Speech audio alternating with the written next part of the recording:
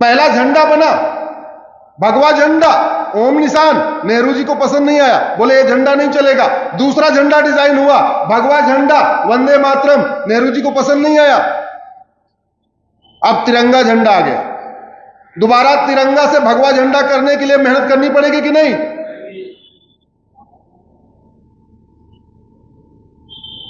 हमारा राष्ट्रगान वंदे मातरम, पूरा फ्रीडम मूवमेंट वंदे मातरम भारत माता की जैसे हुआ। वंदे मातरम के नाम से अखबार निकलता था, वंदे मातरम के नाम से गजल लिखी जाती थी, वंदे मातरम के नाम से नाटक होता था। पूरा पूरा वंदे मातरम वॉर क्राई हो गया था। अंग्रेजों ने वंदे मातरम बैन कर दिया। बंकिम चंद्र चटर्जी ने वंदे मातरम लिखा, नेहरू जी को पसंद नहीं था। नेहरू जी की लॉबी संविधान सभा में मजबूत थी, विरोध किया, जनगण मन आ गया। जनगण मन का फ्रीडम मूवमेंट में कोई योगदान नहीं।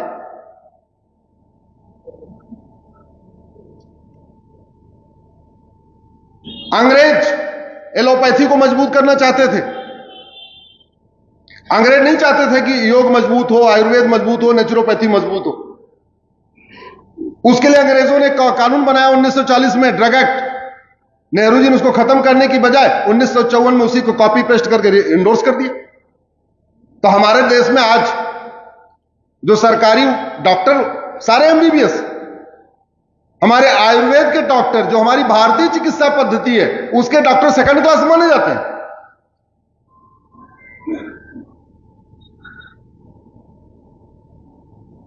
आर्टिकल 11 संविधान का कहता है ऐसा कानून बनाओ जो देश से गद्दारी करे, मक्कारी करे, आतंकवाद फैलाए, अलगाववाद फैलाए, चरमपंथ फैलाए, पत्थरबाजी करे, उसकी नागरिकता खत्म करो।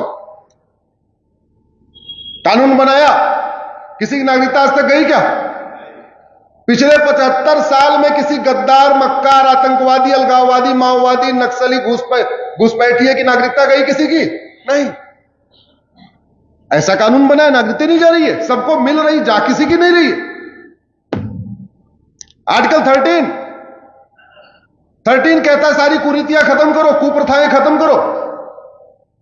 जो भारत की कुरीतियां थी उनके खिलाफ कानून बना, छुआछूत के खिलाफ कानून बना, सती प्रथा के खिलाफ कानून बना। लेकिन जो मुगल कालीन कुरीतियां थी, तलाके बिद्दत, तलाके हसन, तलाके एहसन, तलाके बाइन, तलाके किनाया, तहर्रुस, निकाह हलाला, निकाह मुता, निकाह मिस्यार, उसके खिलाफ कोई कानून ही नहीं। यह आर्टिकल 13 कहता है कानून बनाओ, नहीं बनाया। अपनी ड्यूटी नहीं निभाने वाले को क्या कहेंगे? जो वेतन भत्ता, गाड़ी बंगला सब कुछ ले लेकिन अपना काम ठीक से न करे, उसको क्या कहते हैं? यूएन की परमानेंट मेंबरशिप मिली, बोले नहीं नहीं हमको नहीं, चीन को दे दो। आज उस मेंबरशिप के लिए कितनी मेहनत करनी पड़ रही है, पूरी दुनिया से समर्थन मांगना पड़ रहा है, और पहले बैठे बैठे मिल रही थी। और कहते हैं हमको तो बड़ा देश से प्रेम है। उसी परिवार के लोग कहते हैं हमको बड़ा देश से प्रेम है। चीन को जमीन दे दिया। डॉक्टर अंबेडकर ने कहा भारत की राष्ट्रभाषा संस्कृत होगी। संस्कृत को भारत की राजभाषा बनाने के लिए, राष्ट्रभाषा बनाने के लिए डॉक्टर अंबेडकर ने प्रस्ताव पेश किया। उस प्रस्ताव को नेहरू की लॉबी ने गिरा दिया। नहीं तो आज भारत की official language, national language Sanskrit होती। अब भारत की अगर ऑफिशियल लैंग्वेज संस्कृत होती, नेशनल लैंग्वेज संस्कृत होती, तो कम से कम 10वीं तक पूरे भारत में सबके लिए संस्कृत पढ़ना अनिवार्य होता। और संस्कृत पढ़ना अगर सब लोग जानते तो वेद को भी पढ़ते, वाल्मीकि रामायण को भी पढ़ते। कैसे कैसे कुठाराघात किया गया। देश का विभाजन रिलीजन के आधार पर हुआ। भाई 1947 में जो डिवीजन हुआ भारत का, यही कह के तो हुआ कि मैं पाक हूं, तुम नापाक हो, और हम पाक लोग नापाक लोगों के साथ नहीं रहेंगे। हम पाक हैं इसलिए पाकिस्तान बनाएंगे। पाकिस्तान यही तो बना ना, पाक का मतलब पवित्र।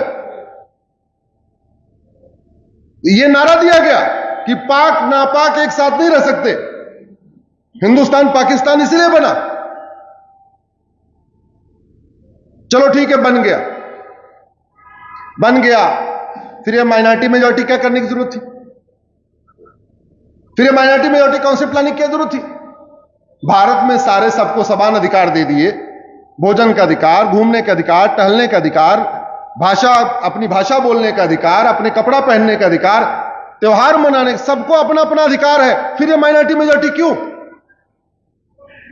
और माइनॉरिटी मेजॉरिटी कैसे? कश्मीर में हिंदू केवल 2% बचे हुए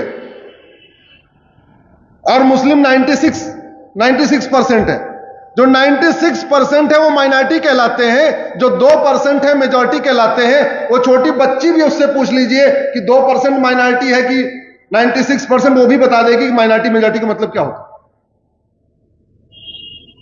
कक्षा 1 के बच्चे से पूछिए कि 2% ज्यादा होता है कि 96 ज्यादा होता है कि 2 ज्यादा होता है। एक वाला भी कहेगा 96 ज्यादा है, 2 कम है। और दुर्भाग्य देखिए, जो 96% है कश्मीर में वो माइनॉरिटी कहलाते हैं, जो 2% है वो मेजॉरिटी कहलाते हैं। लद्दाख में जो 1% है वो मेजॉरिटी कहलाते हैं, हिंदू। लक्षद्वीप में केवल 2% हिंदू बचे हैं, वो मेजॉरिटी कहलाते हैं। जो 97% है वो माइनॉरिटी कहलाता है। नागालैंड में जो 88% है वो माइनॉरिटी कहलाता है, जो 8% है मेजॉरिटी कहलाता है। मेघालय में जो 2% है हिंदू वो मेजॉरिटी कहलाता है, जो 88% है वो माइनॉरिटी कहलाता है। इसमें बदलाव करना पड़ेगा कि नहीं? ये बदलाव कहां से होगा? कहां से होगा? इसमें कुछ एक बदलाव तो करने के लिए 2/3 लोकसभा में चाहिए, 2/3 राज्यसभा में चाहिए। इसलिए कहता हूं, अब की बार, जोर से बोलो, अब की बार इसीलिए चाहिए। आप लोग समझ में नहीं आ रहा होगा किस लिए चाहिए अब की बार 400 पार। अरे इसीलिए चाहिए क्योंकि संविधान के फंडामेंटल राइट में बदलाव करने के लिए 2/3 बहुमत चाहिए। अब जिसने नारा दिया वो नहीं बताएगा, हम बता रहे हैं 2/3। अब 400 पार क्यों चाहिए? नारा देने वाले की एक लिमिटेशन है, वो नहीं बता सकता। लेकिन अब आपको समझ में आ रहा होगा ना 400 पार क्यों चाहिए।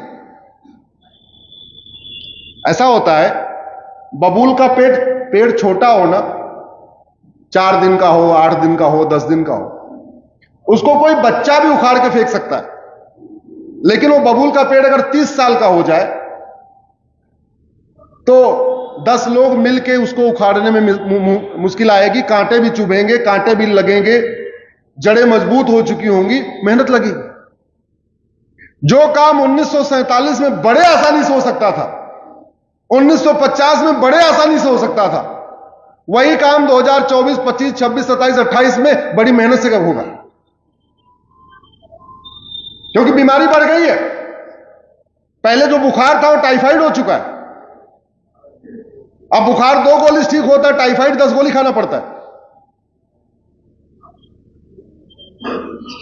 1900 उसके बाद बेटी आई, बेटी ने इमरजेंसी लगाया, सबको पता है, सेकुलर शब्द जोड़ दिया।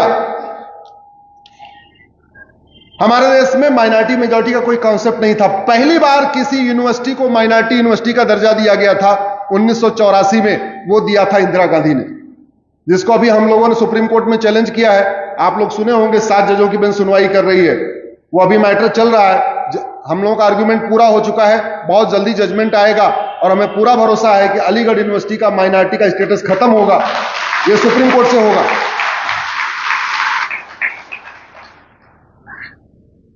इतने से भी पेट नहीं भरा, राजीव गांधी प्रधानमंत्री बने। 1984 में उन्होंने वक्फ एक्ट को अनलिमिटेड पावर दे दिया। और यह वक्फ एक्ट बनाया किसने था? नाना ने 1954 में। वक्फ एक्ट भारत में पहली बार 1954 में बना था। पता नहीं आप लोगों को वक्फ एक्ट के बारे में पता है नहीं पता है, गूगल करेंगे तो पता चलेगा। हमने उसको कोर्ट में चैलेंज किया हो। उस वक्फ एक्ट को जिसको नेहरू जी ने 1954 में बनाया था, उसको 1984 में राजीव गांधी को, जबकि हम लोगों ने, हमारे चाचा ताऊ ने 404 सीट दिया, उस 404 सीट का नतीजा था वक्फ एक्ट को अनलिमिटेड पावर दे दिया। और आज की डेट में वक्फ एक्ट इतना पावरफुल हो गया है, इस मानस सदन को, जहां आपका राष्ट्रवादी संघ का अधिवेशन हो रहा है, अगर वक्फ एक्ट आके कह दे, वक्फ बोर्ड का कोई आदमी, यहां बाबर का घोड़ा घास खाता था, केवल यही कहना है, केवल इतना उसको नोटिस भेजना है, इस जमीन पे जहां ये मानस सदन बना हुआ है, बाबर का घोड़ा घास खाने आता था, इसलिए ये वक्फ बोर्ड की प्रॉपर्टी है। आप उस नोटिस को गुनाह की कोर्ट में चैलेंज नहीं कर सकते। उस नोटिस को चैलेंज करने आपको भोपाल जाना पड़ेगा। भोपाल कितना दूर है यहां से? चलो आप तो चले जाओगे, जिसने ये मानस सदन बनवाया है तो पैसे वाले हैं, चले जाएंगे। अरे वो झबुआ का आदिवासी कैसे जाएगा? वो झबुआ का आदिवासी जिसने कभी लोकल कोर्ट नहीं देखी झबुआ की, वो भोपाल कैसे जाएगा 700 किलोमीटर दूर? क्योंकि वक्फ बोर्ड का ऑफिस तो केवल राजधानी में होता है। मेरठ मुजफ्फरनगर से लखनऊ 600 किलोमीटर दूर, वो मेरठ मुजफ्फरनगर का दलित लखनऊ कैसे जाएगा?